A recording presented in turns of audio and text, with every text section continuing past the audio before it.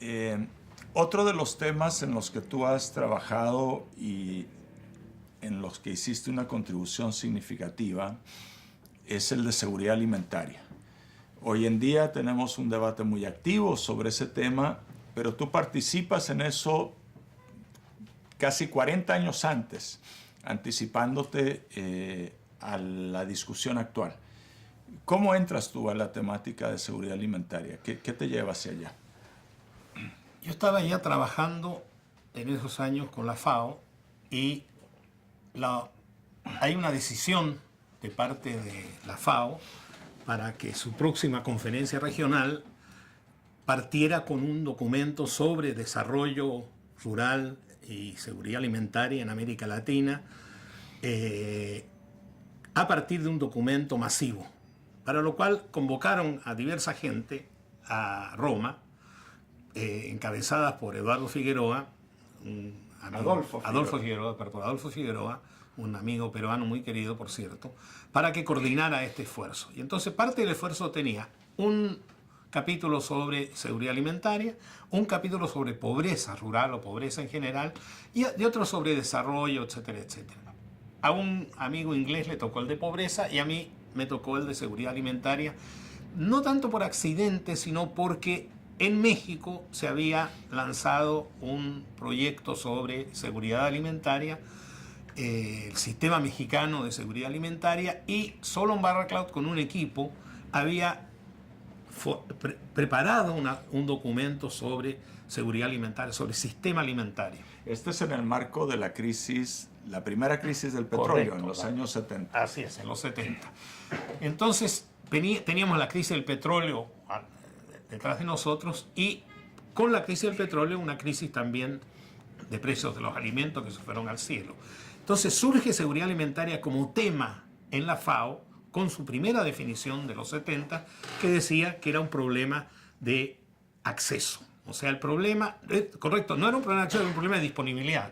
Es decir, el problema, digamos, de que los precios mundiales hubieran subido hacía que los países importadores netos se encontraran en situaciones, digamos, deficitarias críticas.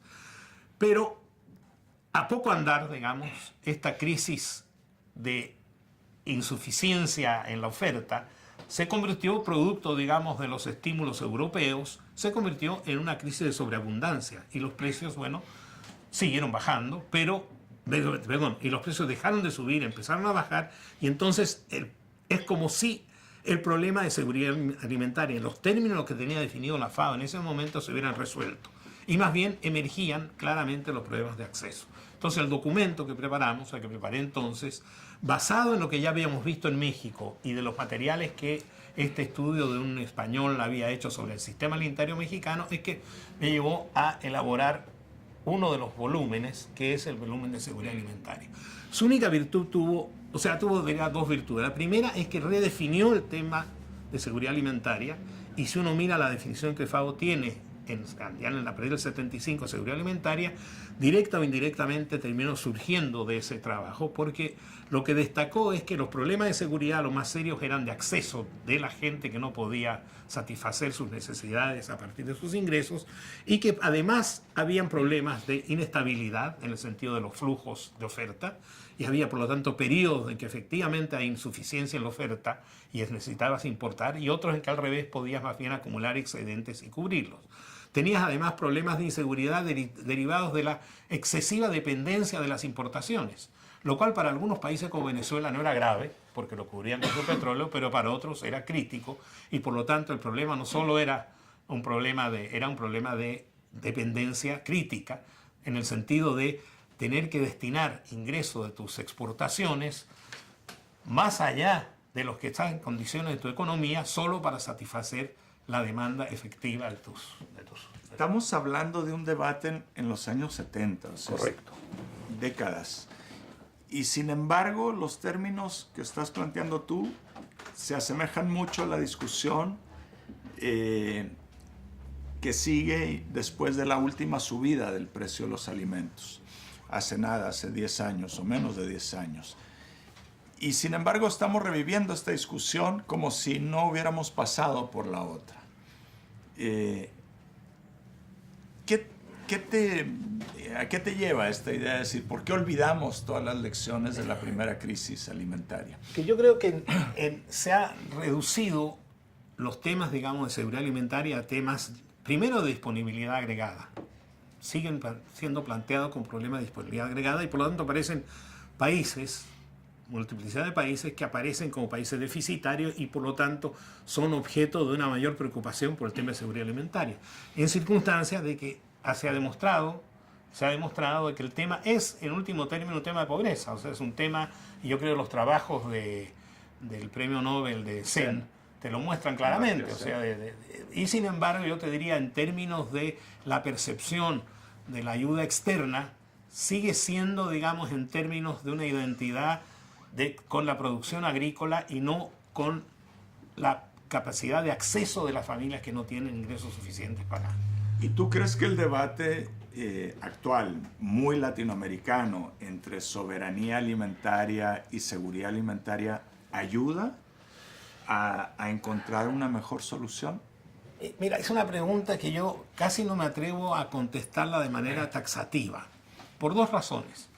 Primero, porque emerge el tema de la seguridad alimentaria encabezado por un tipo de ONG internacional que tuvo, creo yo, la sabiduría de posarse en los prejuicios europeos o de los países desarrollados sobre los temas de pobreza y de desarrollo rural, etc.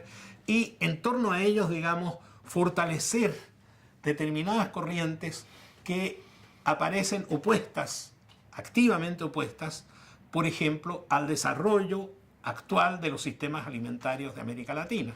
Y por lo tanto, en lugar de decir, dada esta tendencia de los sistemas alimentarios, ¿por qué no buscamos cómo corregir aquellos elementos que esta dinámica necesaria va a seguir imponiendo? Y pensamos más bien en propuestas, yo diría, de cierta sobrecarga ideológica, derivadas, te diría, del viejo campesinismo, digamos, de principios de los 70, y no abordamos más bien el problema en términos de las tendencias inescapables de determinados procesos, de modo de corregir aquellos elementos indeseables que tienen. Y en ese sentido, por ejemplo, con Manuel Chiriboga, pudimos por lo menos conseguir algún tipo de diálogo entre estas dos corrientes, de modo de incorporar aquellos elementos de denuncia legítima que vienen de los temas de soberanía alimentaria, que tienen legítimamente que ver también con la capacidad de los países de sostener sus propios sistemas alimentarios, con aquellas corrientes que dicen, digamos, bueno, esta es la dinámica de la modernización, digamos, de los sistemas alimentarios, que tienen virtudes, bueno, mantengamos esas virtudes, pero veamos cuáles son sus defectos. Y en la búsqueda de los defectos, efectivamente hay un aporte positivo de parte de los promotores de la soberanía alimentaria.